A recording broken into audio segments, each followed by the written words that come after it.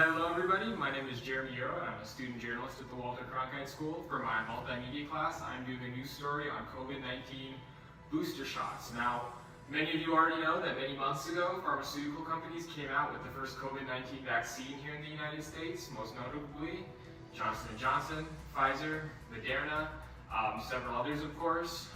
Since then, doctors have raced to immunize as many people as possible.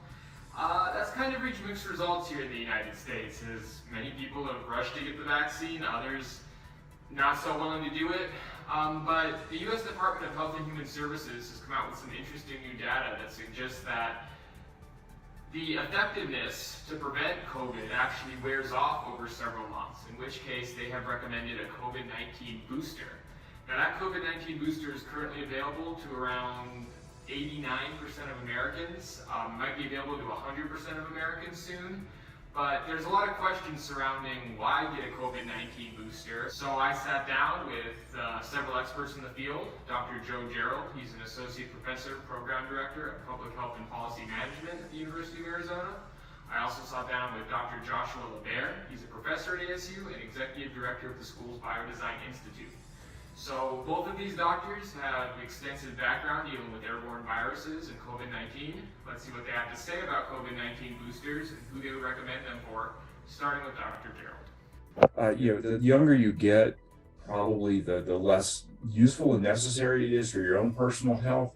And so age, the two biggest determinants of who needs a booster is age. The older you are, the more important it is. And the second one is degree of immunocompromise.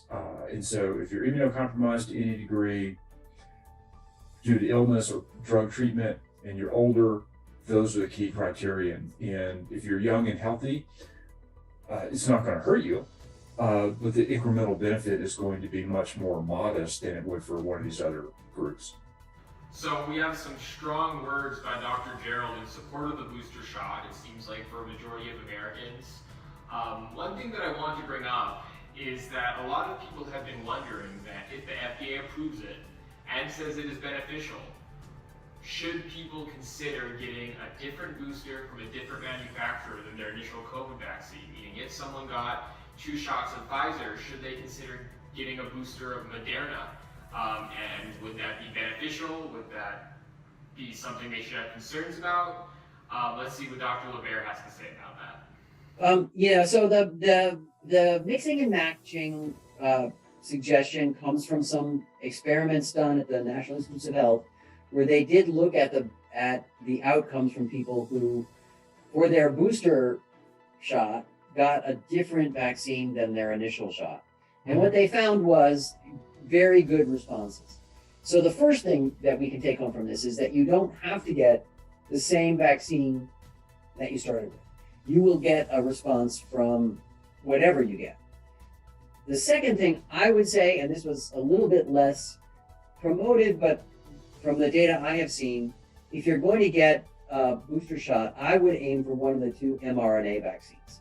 They seem to be giving stronger responses than the J&J vaccine. So there you have it, folks, the insights of 2 professionals, Dr. Gerald, Dr. LaBaer.